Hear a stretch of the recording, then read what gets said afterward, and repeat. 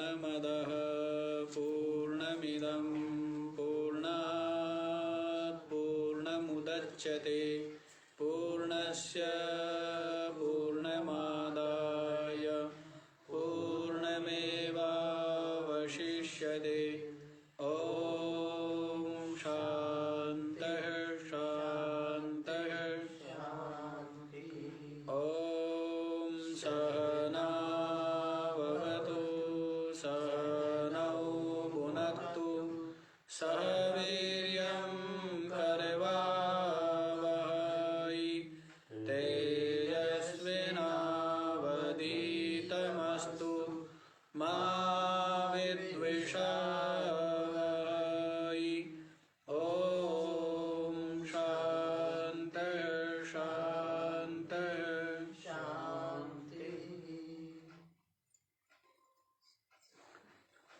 हाँ जी, तो कल बतला दिया है कि ये जो शब्द जाल है ये तो महाअरण्य है और चित्त को भरमाने वाला भटकाने वाला है। इसलिए प्रयत्न करके प्रकृष्ट यत्न करके जो आत्मनः तत्वं ज्ञातव्यम आत्म तत्व को जान लेना चाहिए। तत्वज्ञात तत्वज्ञ महापुरुष से आत्म तत्व को जान लेना चाहिए। तो ये बतला दिया गया है। तो आज आप देखिए 63वां श्लोक। तो क्या बतलाते हैं?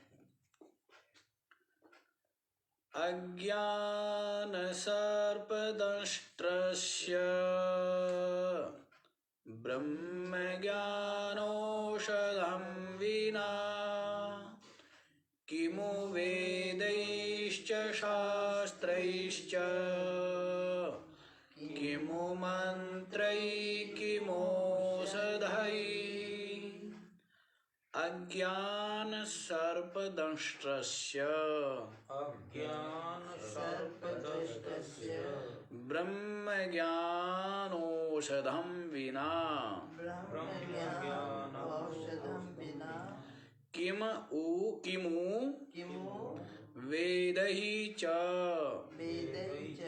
शास्त्रैः च किमु मंत्रैः किम औषधैः। अज्ञान सर्प से जो दंशित है, अज्ञान रूपी सर्प ने जिसको डस लिया है, जो किससे डसा हुआ है? अज्ञान सर्प से जो डसा हुआ है, विना ब्रह्म ज्ञानौषधम, बिना ब्रह्म ज्ञान रूपी औषधि के बिना, ब्रह्म ज्ञान रूपी जो औषधि है उसके बिना, तो वो जो सर्पदंश से जो विष पूरे शरीर में फैल गया है, जो पूरे इसके उसमें फैल गया है, चित्त में फैला हुआ है, बुद्धि में फैला हुआ है, तो कहते हैं किमु वेदैश्च। तो वो जो सर्पदंश से चढ़ा हुआ जो जहर है, जो बेहोशी है और जो पीड़ा है, कष्ट है, तो वो वेदैश्च किमु, क्या वेदों के पाठ करने से दूर हो जाएगा?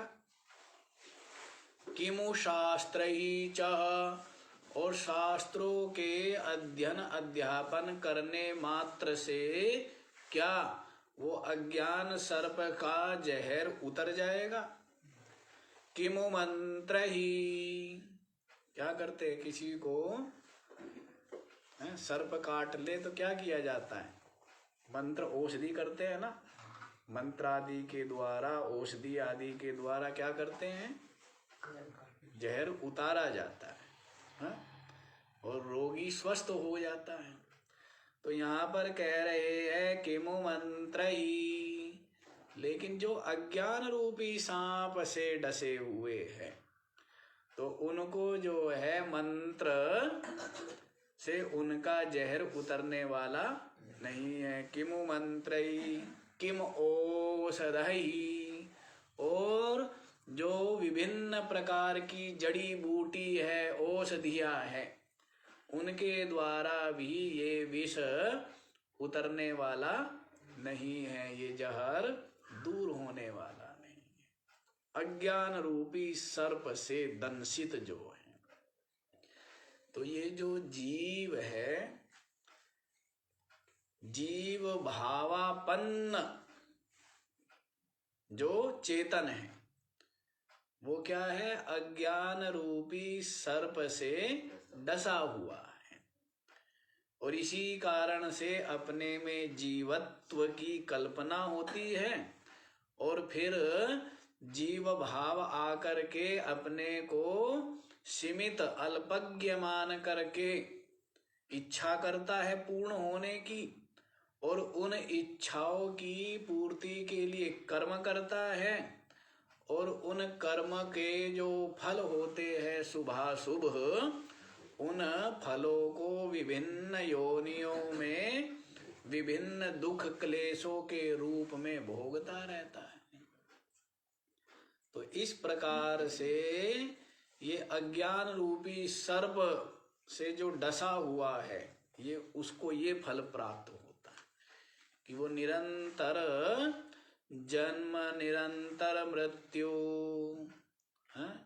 निरंतर क्या होता है, जन्म मृत्यु को प्राप्त होता रहता है। पुनरपि जननम पुनरपि मरणम पुनरपि जननी जठरे शयनम इह संसारे खलु दुस्तारे कृपया पारे पाहि मुरारे।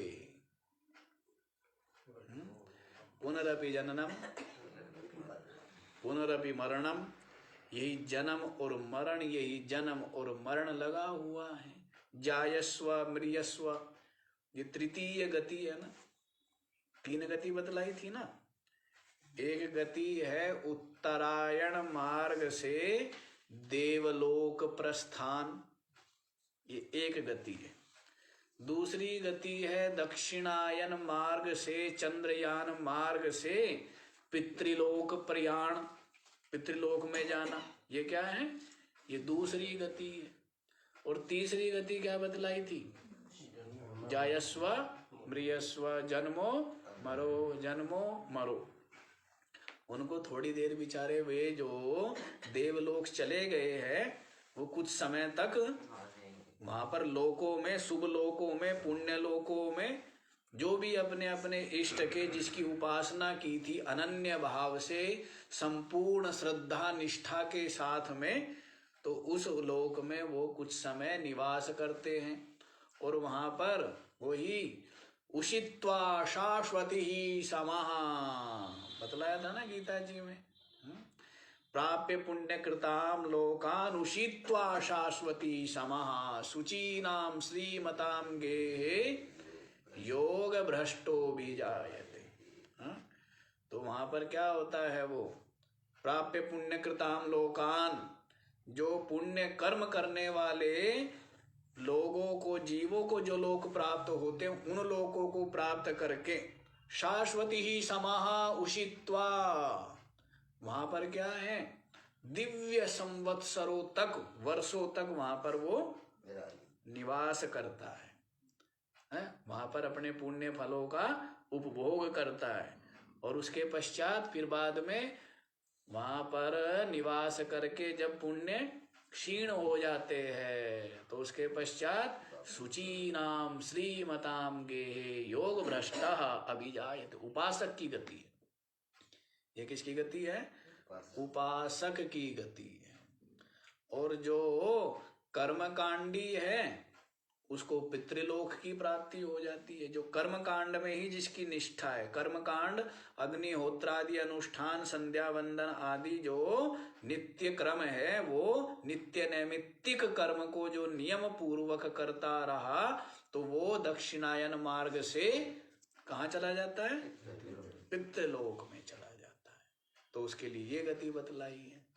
और तीसरी गति तो आप जानते ही है, जिसने कुछ किया नहीं है विशेष, ना कोई निष्काम भाव से कर्म किए हैं, यज्ञादि अनुष्ठान किया जिसने ना, तो और ना अग्निहोत्रादि कर्म किए, ना किसी देवता की उपासना ही की है इष्ट की, तो उसकी गति क्या है? जो केवल खाने पीने सोने कमाने हैं जोड़ने हैं इनमें ही लगा रहा, भोगने, तो उसकी गति क्या है? जायस्व मृयस्व, जन्मो मरो।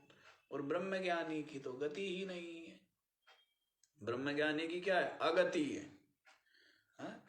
आए जाए तो वो जो सीमित हो, जो परिचिन्न हो। अब जो ब्रह्म रूप हो गया तो आएगा जाएगा क्या? ब्रह्म हो गया ना, व्यापक हो गया है।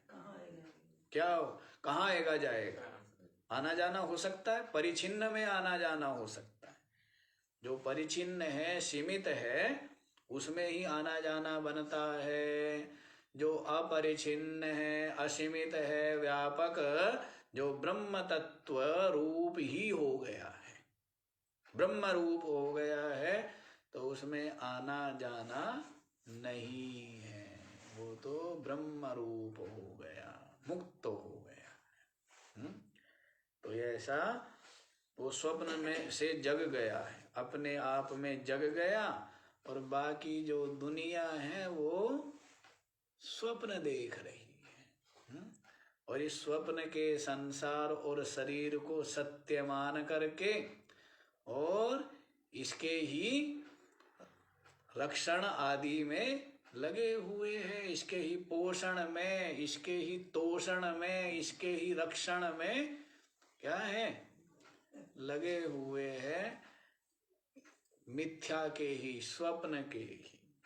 लेकिन जो जग गया है, तो जग गया तो अपने आप में विराजमान है, तो फिर वो इसके लिए विशेष प्रयत्न नहीं करता है। सहज प्रयत्न में जो हो जाए ठीक, विशेष प्रयत्न नहीं करता। अच्छा जी, तो क्या बतलाया है? ये जन्म मरण गति प्राप्त होती है किसको? जो अज्ञान सर्प से दंशित है। अज्ञान रूपी सर्प ने जिसको डस लिया है, तो वो क्या है? जीव भाव को प्राप्त हो जाता है, और फिर विविध वासनाओं से युक्त हो करके कर्म करता है, और उन कर्म फलों का भोग करने के लिए विभिन्न योनियों में भटकता रहता है। तो इस प्रकार से इसकी दुर्गति होती रहती है, केवल अज्ञान के कारण से, केवल अज्ञान के कारण से। और अज्ञान निद्रा जिसकी क्या हो गई? टूट गई। अज्ञान नींद टूट गई है जिसकी, तो वो क्या है? मुक्त हो जाता है। वो कहता है मेरा जन्म और मरण तो कभी हुआ ही नहीं है, मैं तो कभी बालक युवा वृद्ध हुआ ही नहीं हूँ, मैं तो कभी मोटा का पतला काला गोरा हूँ ही नहीं, धर्म अधर्म तो मुझको छूते ही नहीं है, पाप पुण्य आदि मेरे को स्पर्श नहीं करते हैं, तो मैं तो आत्मा हूँ। अज्ञान रूपी सर्प का विष जिसका उतर गया है ब्रह्म ज्ञान रूपी औषधि के द्वारा, ज्ञान हो गया। अज्ञानियों की दृष्टि से देखा जाए तो कितना बड़ा जंजाल और कितना बड़ा बंधन और कितना बड़ा इसका उपक्रम है। और विचार दृष्टि से देखे तो सब मूढ़ता ही मूढ़ता नजर आती है कि बात क्या केवल अपने आप को जानना, और अपने आप को जानने के लिए कितनी कितने उपक्रम हैं। क्या करो, तीर्थ करो, क्या करो, पूजा करो, क्या करो, यज्ञ करो, क्या करो, दान करो, सेवा करो, व्रत करो, हैं, स्नान करो, और फिर जो है जप करो, तप करो, ध्यान करो, उपासना करो, अनुष्ठान करो, हैं, और साधन संपन्न हो जाओ, विवेक वैराग्य षट संपत्ति मुमुक्षुता, और अपने आप अपने स्वरूप का बोध प्राप्त करो, अपनी आत्मा को खोजो। कितना बड़ा उपक्रम है। किसके लिए? बंधन से मुक्ति के लिए। कितना बड़ा वो जोड़ा गया, साजो सामान इकट्ठा किया गया, बहुत बड़ा यज्ञ है। क्या कर रहे हैं? जैसे बहुत बड़ा कुंभ का मेला है, कुंभ के मेले में यही तो किया जाएगा सब। कहाँ कहाँ से ट्रक भर भर करके आएंगे, बांस के, तंबुओं के, हैं, चादरों के, और कितना कितना उपक्रम किया जाएगा। तो ये सारा का सारा इतना विशाल संसार, ये सृष्टि, इतना उपक्रम, सबका सब किस लिए है? अज्ञान दूर हो जाए। क्या हो जाए? अज्ञान दूर हो जाए। तो अज्ञान दूर तो अष्टावक्र जी तो एक क्षण में कर देते हैं। क्या कि तू शरीर नहीं है, तू आत्मा है, चेतन है, हो गया। लेकिन जिसकी मूढ़ता इतनी दृढ़ हो गई है, इतनी परिपक्व हो गई है कि वो मूढ़ता के साथ एकाकार हो गया, और वो सोचता है कि मूढ़ता ही मेरा स्वभाव है, कि मैं तो जीव ही हूँ, मैं ब्रह्म कैसे हो सकता हूँ, मैं तो अत्यंत पापी हूँ जी, अत्यंत विधर्मी हूँ, पापिष्ट हूँ, दुराचारी हूँ, अनाचारी हूँ, भ्रष्टाचारी हूँ। मेरा भी कभी उद्धार हो सकता है क्या? कभी ऐसा मेरा भी उद्धार हो जाएगा? अरे तेरा तो उद्धार हुआ पड़ा है भाई, तेरा तो अपि चेत सुदुराचारो भजते माम अनन्य भाग साधुरेव समन्तव्यः सम्यक व्यवसितो हि सः।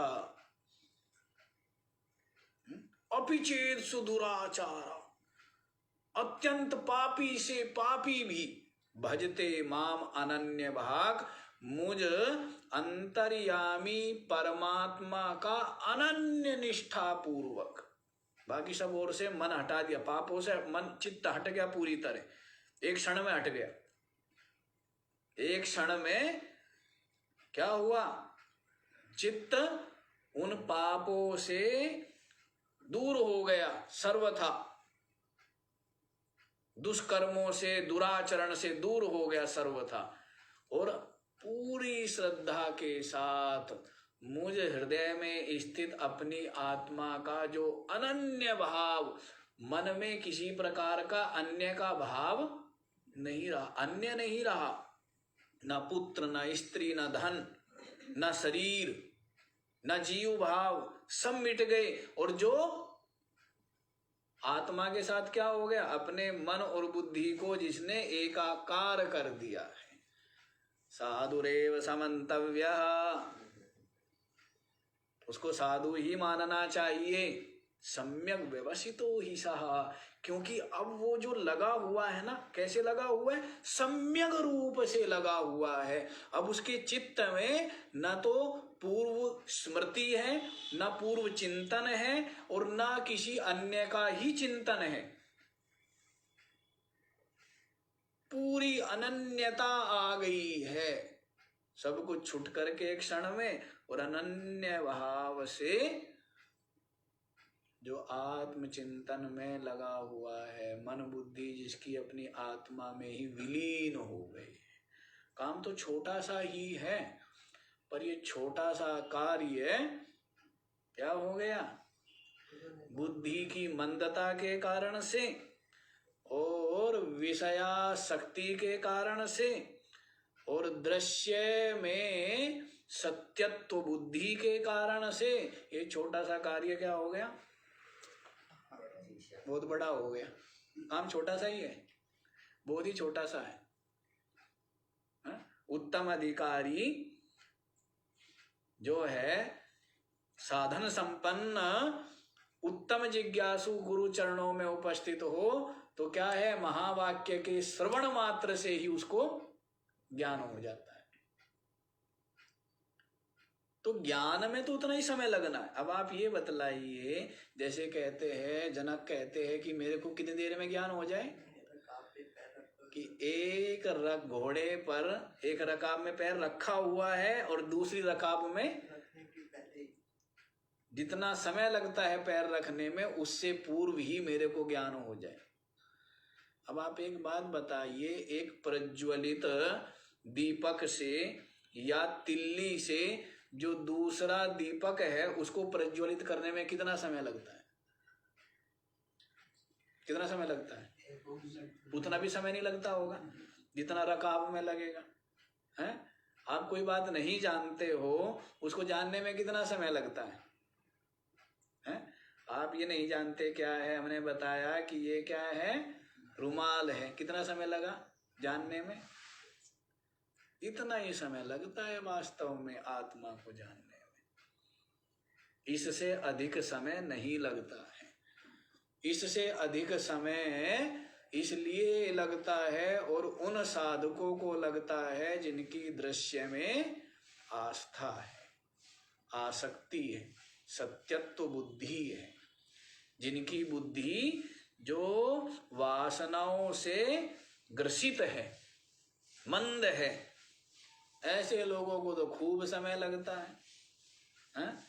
और जब तक उसका परित्याग ना हो, उससे ना निकले तो समय ही समय लगता रहेगा। होगा कुछ नहीं, क्या होगा, केवल समय ही समय लगेगा। समय खूब लग गया, कह जी हमें तो बहुत समय हो गया, कि 40 वर्ष हो गए, 40 वर्ष और लगा ले, तभी कौन सा कुछ होने जाने वाला है। यदि आसक्ति नहीं छोड़े, सत्यत्व बुद्धि का परित्याग नहीं करें तो कुछ होने जाने वाला है क्या?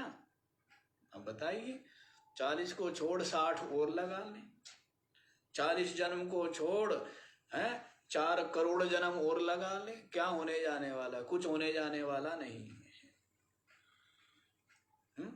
ये तो यही है कि इसमें सत्यत्व बुद्धि जिसकी नहीं, सुख बुद्धि, प्रीति बुद्धि जिसकी नहीं है, और जिसकी बुद्धि इसकी आसक्ति से ग्रसित नहीं है, ऐसी जो बुद्धि है वो तो एक क्षण में ही ये निश्चय हो जाता है कि मैं आत्मा साक्षी चेतन हूँ, मुक्त रूप हूँ, सबका सब ये द्वैत दृश्य प्रपंच मुझ में कल्पित ही भास रहा है, वास्तविक नहीं है।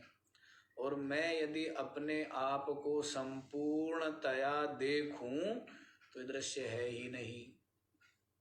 दृश्य, जब मैं रस्सी को नहीं देखता हूं तो सांप दिखने लग जाता है, और जब मैं रस्सी को देखता हूं तो सर्प दिखता है क्या? नहीं दिखता है।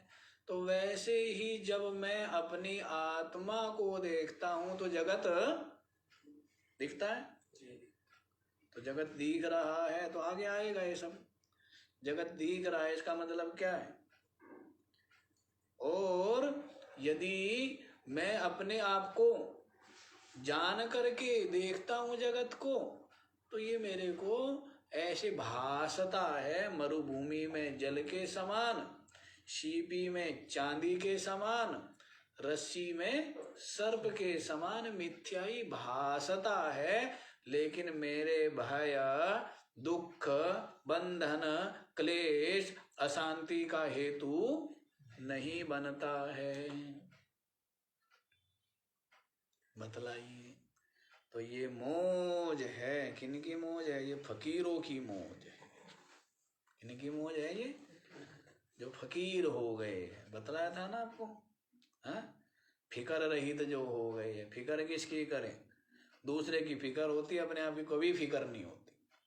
अपने आप की फिक्र होती है कि अपनी आत्मा की क्या फिक्र। दूसरा, ये खो ना जाए। कभी आज तक आपने अपने आप को डर लगा कि मैं ना खो जाऊं भाई, मेरे को जो है ना संभाल कर रखना, ये टूट ना जाए, फूट ना जाए, गिर ना जाए, वो ना हो जाए। तो ये सब फिक्र किसकी है? दूसरे की होती है, अपने की होती है क्या? है शरीर की फिक्र, शरीर की भी फिक्र होती है ना, किसकी होती है ये? क्योंकि ये मैं नहीं है ना, इसलिए इसकी फिक्र है। इंद्रियों की फिक्र है, प्राणों की, अंतःकरण की फिक्र है, आत्मा की फिक्र है क्या कहीं? फिक्र, फिक्र नाम की कोई चीज है? हैं? अपने आप की कोई फिक्र नहीं होती है। ठीक है, तो जो फिक्र रही तो हो गया वो फकीर। हाँ, तो फकीर जो है वो इस आनंद में रहते हैं। तो हम ये बतला रहे थे, काम वो छोटा सा, इतने शास्त्र, इतने ग्रंथ, इतनी बड़ी सृष्टि, इतना ज्ञान, इतना उपदेश, इतने साधन साधनाएं, सबका सब किस लिए है? बंधन से मुक्त होने के लिए। ऐसा क्या बंधन हो गया? बंधन है ही नहीं, बंधन है ही नहीं। तो ये ऐसा क्या बंधन हो गया महाराज? ये तो समस्या है कि बंधन है नहीं, बंधन मान लिया है। समस्या ही कुछ नहीं है। बंधन होता ना, हम बड़े पुरुषार्थी है, खोल दिए होते कभी के। लेकिन समस्या ये है कि बंधन तो है नहीं और हम अपने आप को बंधे हुए मान रहे हैं। ये जो भ्रम है ना, ये भ्रम दूर होने का नाम नहीं ले रहा है। नाम ले रहा है, नहीं ले रहा है? ये तो भागता पाएगा। आप ही इस भ्रम को रखना चाहते हैं। आप क्या चाहते हो? भ्रम बना रहे। इन लोग कहते हैं कि हमारा भ्रम बना रहना चाहिए। कहते हैं ना संसार में लोग हैं कि भ्रम बने रहना चाहिए। तो सत्य सत्य बतलाओ, ये भ्रम और ये अज्ञान और भ्रम भी कुछ होता है क्या? कुछ भी नहीं होता है। ये ना ज्ञान कुछ होता, ना भ्रम कुछ होता। सच्ची बात तो ये है कि आप पहले तो इस भ्रम को रखना चाहते क्योंकि स्वाद आ रहा है, हाँ? क्योंकि किसी प्रकार की कोई पीड़ा या तकलीफ नहीं है ना। बंधन बंधन रूप ना हो करके बंधन क्या लग रहा है? लोग तो बंधते हैं, इतना बड़ी वो करेंगे, दुनिया को इकट्ठा करेंगे, दुनिया को बुलाएंगे और बंधेंगे, हैं? यों गांठ मार दी जाएगी, पति पत्नी, हैं? तो कौन बंधन से खुलना चाहते हैं? बंधन से खुलना चाहते, बंधना चाहते थे, बंध गए। आश्रम से बंध गए, किससे? कुटिया से बंध गए। किससे बंध गए? पद से बंध गए। कह जी मैं पद से बंधा हुआ हूँ। क्या मैं पद से बंधा हुआ था? नहीं तो हाँ, मेरी मर्यादा थी, कुछ मजबूरी थी। तो बंधन तो स्वीकार की है। बंधन तो खूब ढोल नगाड़े बजा बजा करके, नाच गा करके बंधन, हाँ, क्या डाल दो मेरे गले में। अरे महात्मा क्या करेगा? हार डलवाना ही है तो गले में जीत डलवा। क्या डलवाता है कि हार डाल दो, हार है? तो हार क्या डलवानी? डलवाने तो कम से कम जीत डलवाए ना, है? तो इसलिए हार डलवाता फिरता है, गला यूं कर देता आगे को, डालो भाई डालो। बड़ा खुश होता है, हंसता है? प्रसन्न होता है। तो बंधन डलवाते फिरते हैं। काम क्या करता फिरता है? और ये बंधन स्वीकार करता है। तो भ्रम अज्ञान जो है ये ठहरने वाला। जिस दिन आप निश्चय कर लो कि इस भ्रम को उखाड़ना है, मिटाना है, समाप्त करना है, भागता पाएगा। दिया जलाया अंधेरा भाग जाता है ना। तो वैसे ही ये जो अज्ञान और भ्रम है ना, ये ठहरने वाले नहीं है। पर आपको भ्रम में आनंद आ रहा है, कोई विशेष तकलीफ नहीं है कि परमात्मा मिल जाए तो बहुत अच्छी बात है। वैसे कोई कल बताई थी ना, सायंकाल क्या बताई थी? कोई आवश्यकता नहीं है परमात्मा की, मिल जाए तो बहुत अच्छी बात है। उसके बिना हमारा कोई काम, परमात्मा के बिना कोई काम रुक रहा है क्या? ये प्रातःकाल विचार कर रहे थे शाम को, भाई श्वास ना ले तो काम रुक जाएगा ना। यदि श्वास ना लिया जाए तो क्या होगा, सारा ही काम रुक गया। और प्यास लगे जल ना पिए तो भी काम रुकता है, भूख लगे भोजन ना करे तो भी, और सर्दी लगे वस्त्र ना पहने तो भी, लेकिन परमात्मा ना मिले तो कोई काम चल रहा है कोई ऐसी। अब तक तो कहना महाराज 60-70 वर्ष बीत गए, कहीं परमात्मा की जरूरत तो कहीं पड़ी नहीं है, कहीं पर भी काम चल गया बढ़िया से। तो जिनको परमात्मा की आवश्यकता ही नहीं है तो ऐसे लोग बंधन से मुक्ति का पूर्ण प्रयत्न नहीं कर सकते। और जिनको ये निश्चय है कि नहीं सारा ही काम रुका पड़ा है, अज्ञान से ग्रसित हूं, निरंतर क्लेश भय बंधन दुख अशांति को प्राप्त हो रहा हूं, और अब तो मेरे को इस अज्ञान भ्रम से निकलना है, मुक्त होना है, ऐसी जिनके हृदय में दृढ़ मोक्ष की इच्छा है तो उनके सामने ये अज्ञान अधिक देर नहीं ठहरता है। और अधिक देर क्या बताऊं, थोड़ी देर भी नहीं ठहरता है। ये तो ठहरा रहे ऐसा थोड़ा बस हो। पहली बात तो व्यक्ति इस तरफ बढ़ता नहीं, और जो बढ़ते भी है ना वो सोचते परमात्मा तो मिल जाए लेकिन थोड़ा थोड़ा थोड़ा थोड़ा ये जगत भी ठहरा रहे। और ये सारा का सारा दृश्य ही विलय हो गया महाराज, मारोगे ही क्या, क्योंकि इसको देख करके तो हम जीते ही है, ये है तो हम जीवित है, ऐसा मानते हैं ना दुनिया। अच्छा आप एक बात बताइए, जब आप सोए होते हो तब अपने आप को जीवित मानते हो मृत मानते हो? मृत मानते हो ना। जब दृश्य सामने नहीं, दृश्य सामने आ गया, हाँ, और दृश्य सामने ना आए तो कहीं जंगल में भी ले जाके छोड़ दिया जाए ना आपको, दृश्य कोई सामने ना आए, दृश्य तो बहुत है वहां पर, पहाड़ है, वृक्ष आदि है, जीव जंतु है, लेकिन वो दृश्य नहीं है जिन दृश्यों को आप हैं आदमी मिले, उनमें भी आपकी माता मिले, आपके पिता मिले, आपका भाई मिले, जिनको देख देख करके क्या है, अर्जुन भी तो यही कहता है ना, यावान अर्थे कांक्षितम नो राज्यम भोगः सुखानि च ते ता इमे अवस्थिता युद्धे प्राणास्त्यक्त्वा धनानि च। जिनके लिए हम राज्य भोग सुख को चाहते हैं वही लोग प्राणों की आशा को छोड़ करके यहाँ युद्ध में मरने के लिए तैयार खड़े हैं। क्या लाभ युद्ध करने का? जिनके लिए हम युद्ध कर रहे हैं और राज्य भोग सुख चाहते हैं वही ताई में अवस्थिता युद्धे प्राणास्त्यक्त्वा धनानि च, सबके सब अपने धन और प्राणों को त्यागने के लिए तत्पर है, तैयार है। तो कहने का भाव है व्यक्ति दूसरे को देख देख करके ही जीता है, अपने आप को जीवित मानता है, हाँ?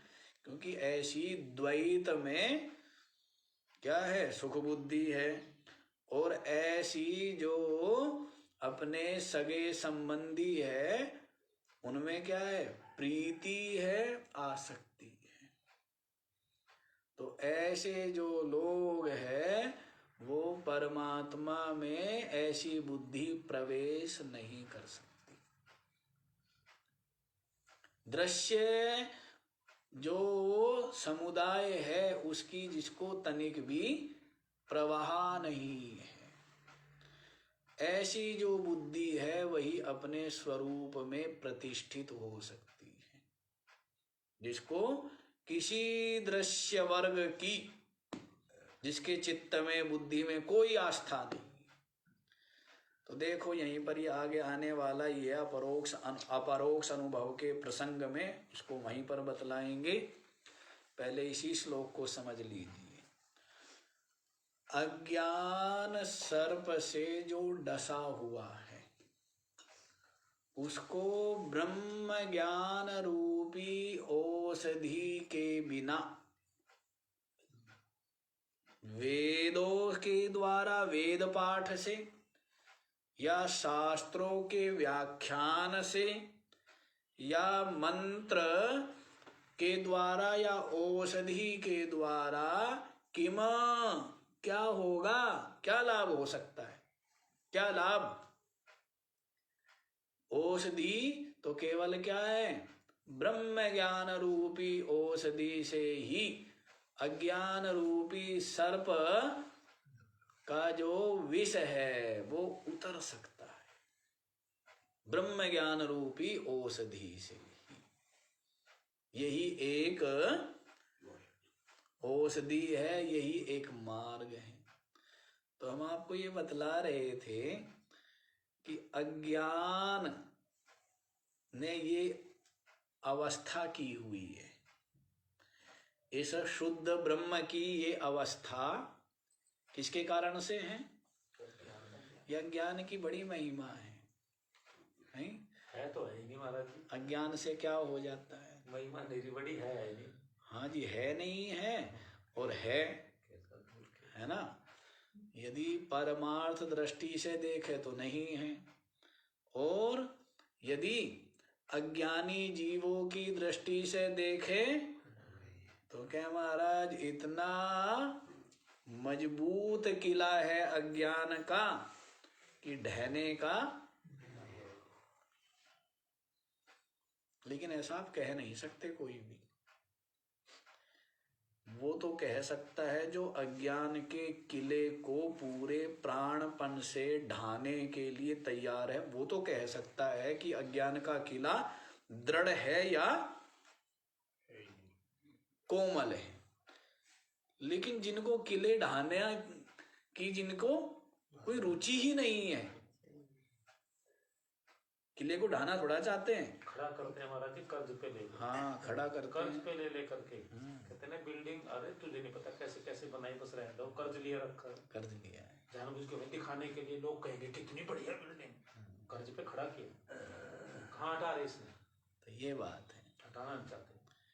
तो ये जो अज्ञान का किला है, ये मैं पुनः आप लोगों को बताता चलूं, ये तो गिरा ही पड़ा हुआ है।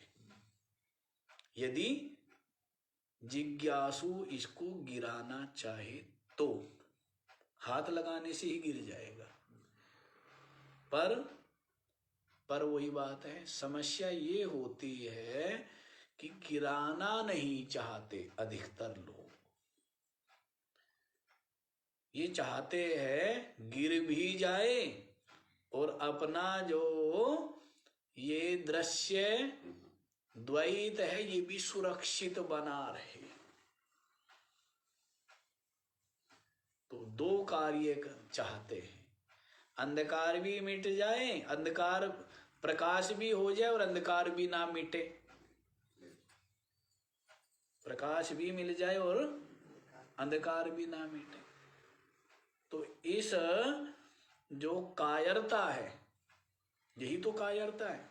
अर्जुन ये चाहता है कि जैसे युद्ध भी ना लड़ना पड़े, किसी को मारना भी ना पड़े, कोई मरे भी नहीं और हम फिर भी युद्ध जीत जाए।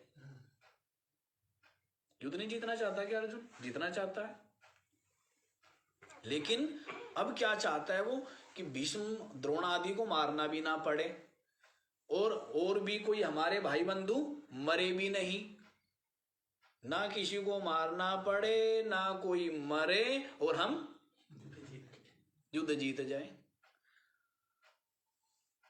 दुनिया की आज भी तो यही स्थिति है ना कि पुरुषार्थ करना ना पड़े, परिश्रम करना ना पड़े और हम धनी हो जाए।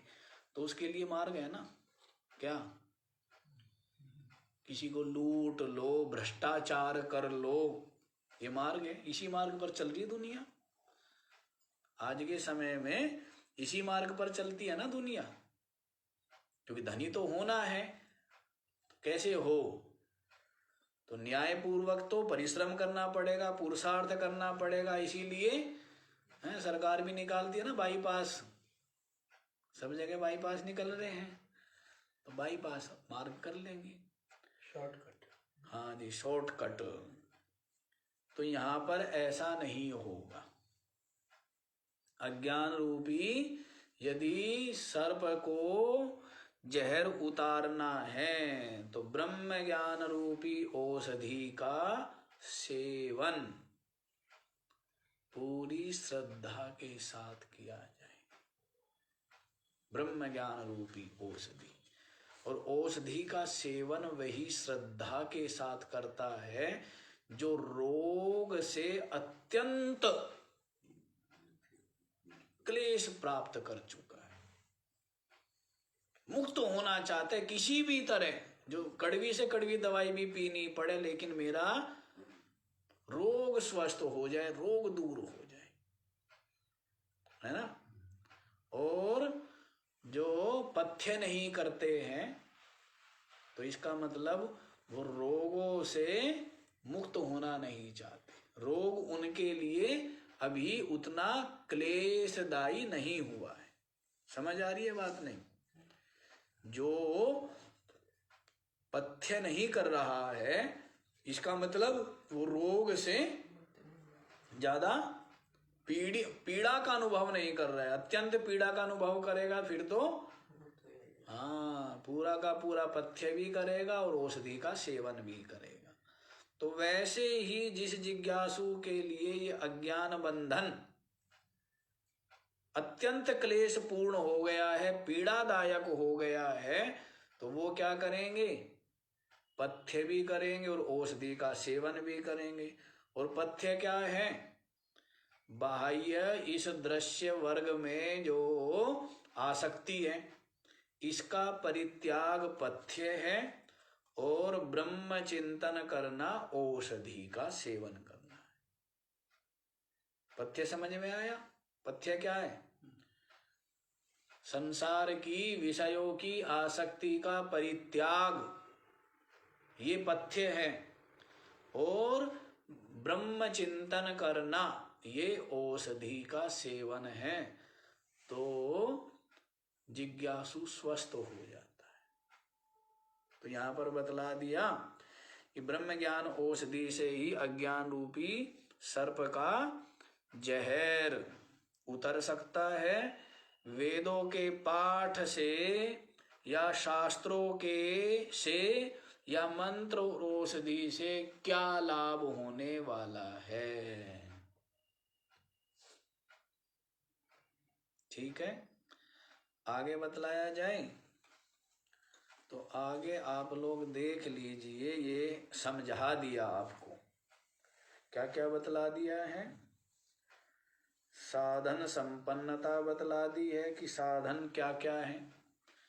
उसके पश्चात जो जिज्ञासु है उसके चित्त की, हृदय की स्थिति बतला दी है कि संसार को जो क्या समझता है कि धधकती हुई अग्नि के समान संसार को जो दुख रूप अनुभव कर रहा है, ऐसा जिज्ञासु साधन संपन्न होकर के गुरु चरणों में, श्रोत्रिय ब्रह्मनिष्ठ जो गुरु है उनके चरणों में उपस्थित होता है।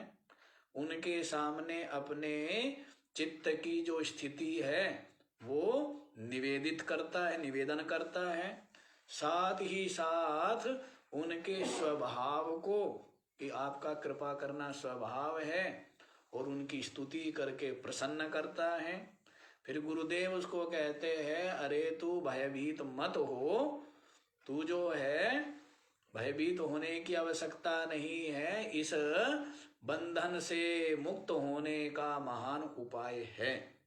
और फिर बतलाते हैं कि तुझ परमात्मा में ये जो बंधन है, अनात्म बंधन, ये कैसे हो गया? अज्ञान के योग से। और आत्मा अनात्मा के विवेक से उत्पन्न ज्ञान के द्वारा अज्ञान के कार्य को मूल के सहित जला देना चाहिए। तो ये बतला दिया।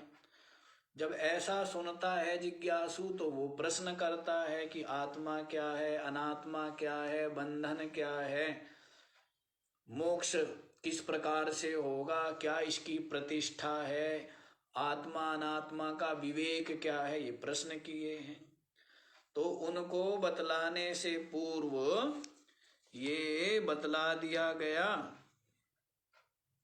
कि भाई पहले तो उसकी प्रशंसा की है, फिर बतलाया है कि ये बंधन अपने प्रयत्न से ही दूर हो सकता है। जैसे ऋण तो कोई भी उतार देगा पिता का, लेकिन जो बंधन से मुक्ति के लिए तो स्वयं ही प्रयत्न करना पड़ेगा, ये बतला दिया है।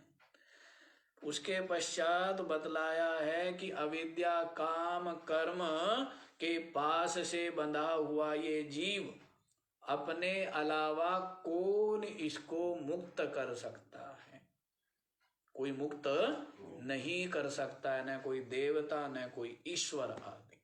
उसके लिए तो स्वयं ही प्रयत्न करना पड़ेगा।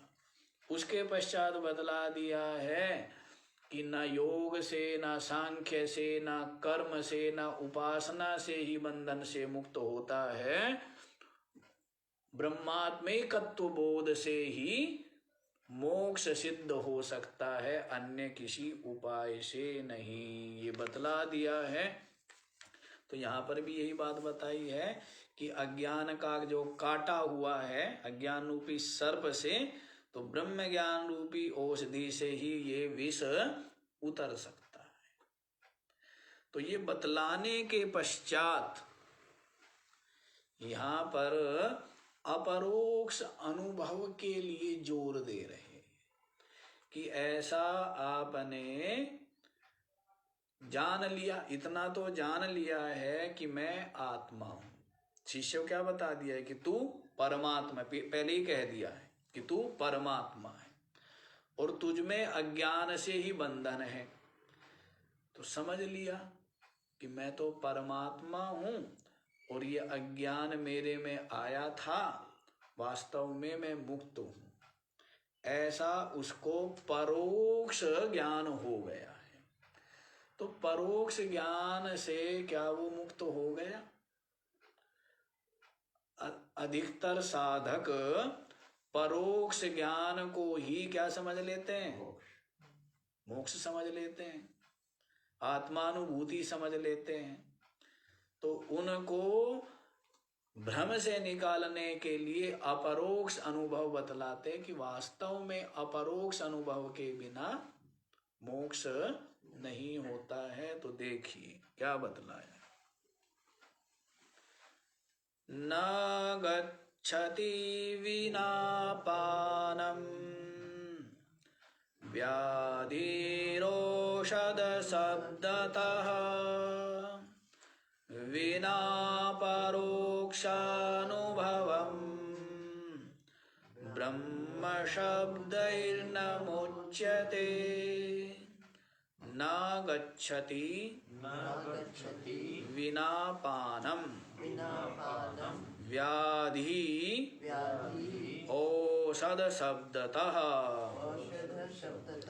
विना अपरोक्षानुभवम् ब्रह्म शब्द ही न मुच्यते। विना औषध पानम व्याधि न गच्छति। बिना औषधि का पान किए, औषध शब्दतः मात्र औषधि के नाम लेने से क्या है? रोग व्याधि ही ना गच्छति, व्याधि दूर नहीं होती। औषध शब्द मात्र से, औषधियों के नाम लेने मात्र से क्या बिना औषधि का पान किए व्याधि न गच्छति, रोग दूर नहीं होता है। औषधि जान ली है हमने कि अमुक आपको रोग है, रोग पहचान लिया गया और रोग के अनुसार औषधि का भी पता लग गया। तो अब औषधि का नाम जपने से या औषधि के नाम का उच्चारण करने मात्र से रोग दूर नहीं होता है, रोगी स्वस्थ नहीं होता है।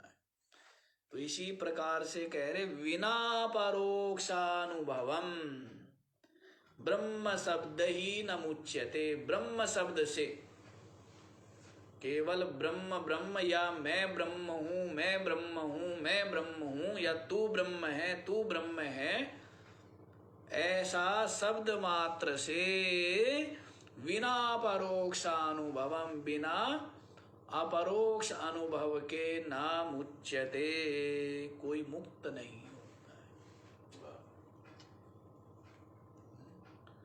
तो ये तो जान लिया है शास्त्र से और सुन सुना कर पढ़ पढ़ा कर। क्या जान लिया है कि मैं आत्मा हूं, मैं ब्रह्म हूं। मैं क्या हूं? ब्रह्म हूं, मैं ब्रह्म हूं, मैं ब्रह्म हूं। इस प्रकार से बुद्धि में क्या कर लिया है? निश्चय कर लिया। तो उससे क्या हो गया? ब्रह्म हो गया। क्या ब्रह्म हो गया? अपरोक्ष अनुभव यदि नहीं हुआ है, और अपरोक्ष अनुभव के लिए हम आपको बारंबार बतलाते हैं कि ये जो पहले तो जो अनात्म दृश्य जिनमें ममता है, जिनमें क्या है? मेरापन है, आसक्ति है, सुख बुद्धि है, उसको छोड़ो। सबसे पहले जहां जहां पर ममता है, और ममता का हेतु क्या है? ममता का हेतु सुख ही है। ममता हमारी उसमें ही होती है जिसमें सुख बुद्धि हो, है?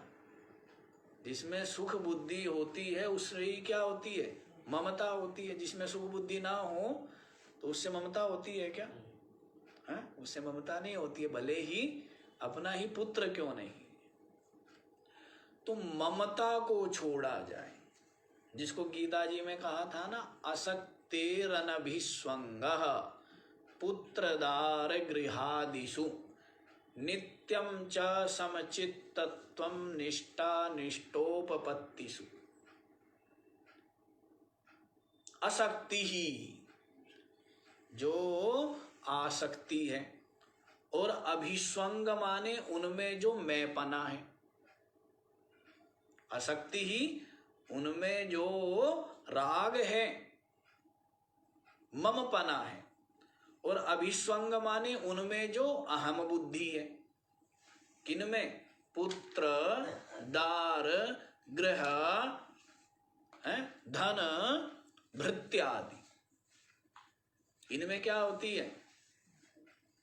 अनुकूलता होने से क्या होती है? आसक्ति होती है। अनुकूल होते हैं तो आसक्ति होती है, और ज्यादा ही अनुकूल होते हैं, ज्यादा ही उनके आश्रित हो जाता है व्यक्ति, तो उनमें क्या हो जाता है? अहम बुद्धि भी हो जाती है ना। मैं ही हूं।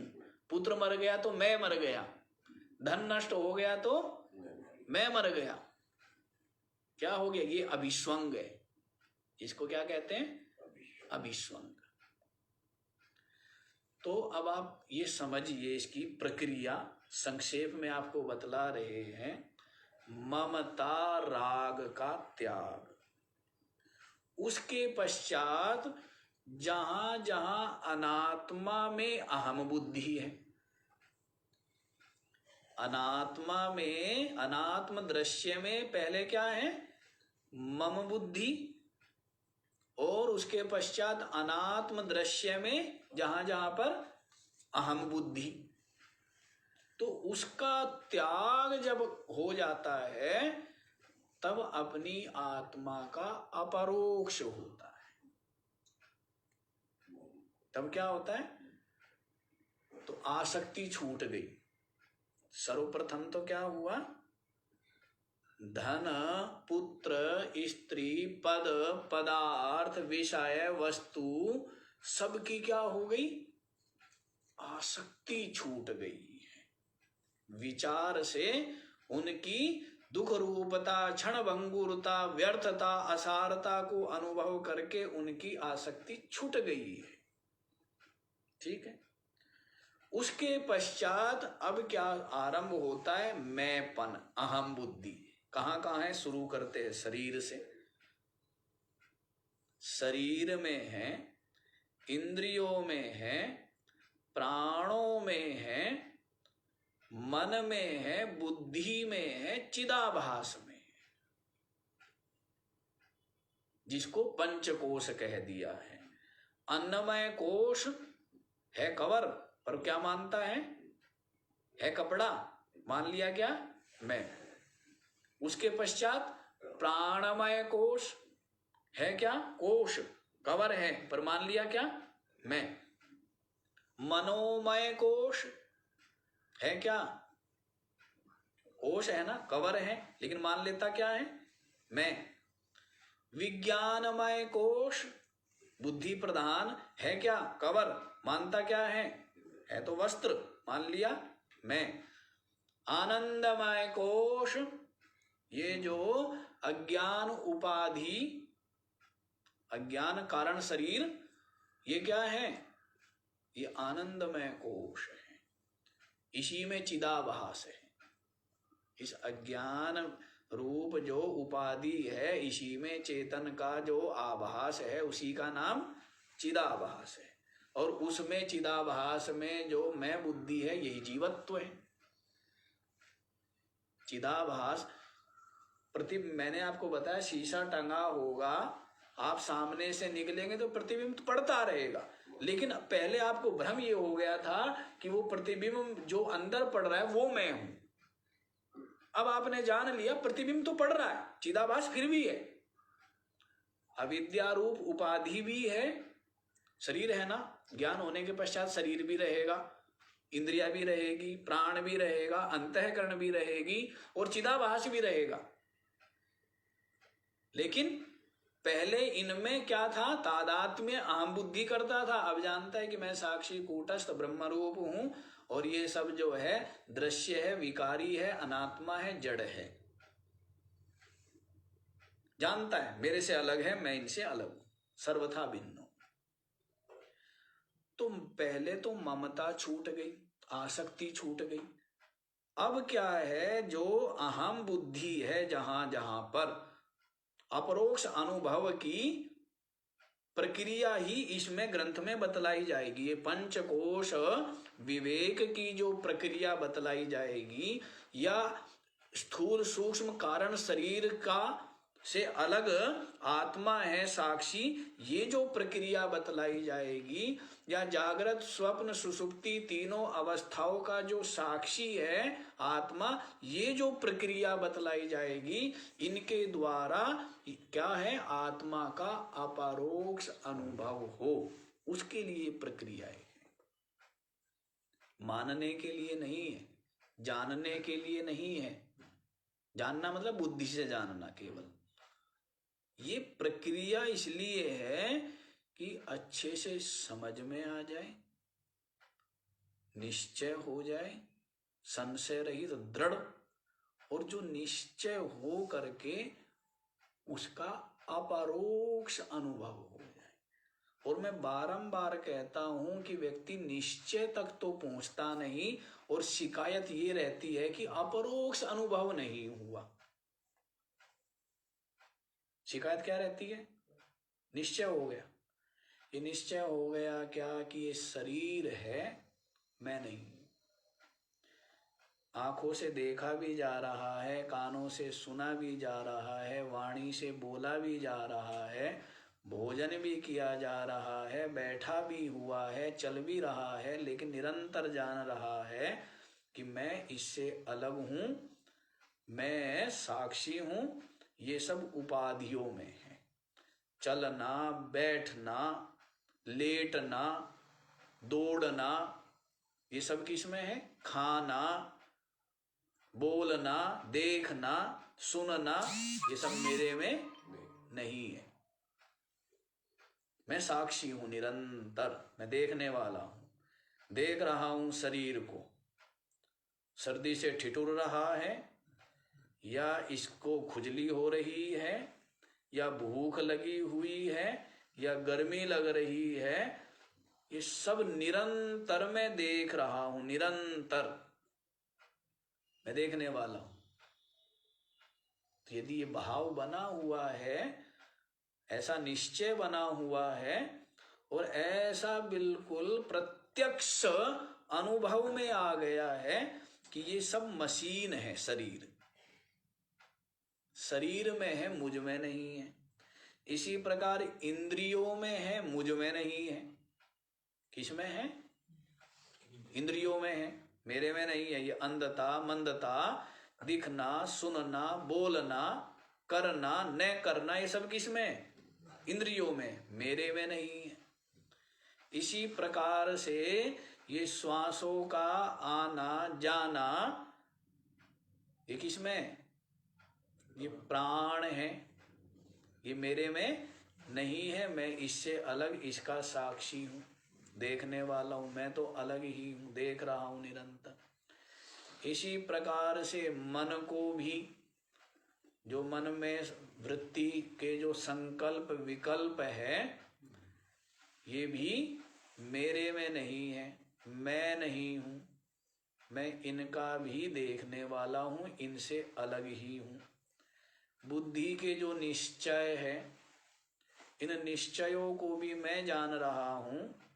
बुद्धि को भी, बुद्धि के किए हुए निश्चय को भी जानने वाला, देखने वाला मैं अलग ही हूं। तो इस प्रकार पहले तो समझ लीजिए, समझ करके फिर इसका बारंबार विचार करना, यही अभ्यास है। अभ्यास कीजिए, क्योंकि दूसरा अभ्यास पहले पड़ा हुआ है, तो वो अभ्यास हटाने के लिए अभ्यास करना पड़ेगा ना। मैं शरीर हूं, ये अभ्यास पड़ा हुआ है। मैं शरीर नहीं हूं, ऐसा चिंतन करेंगे तो क्या है? वो जो मैं शरीर हूं ये अभ्यास है, ये अभ्यास क्षीण होगा। यह अभ्यास जो है क्या होगा? धीरे धीरे गलित तो होगा ना।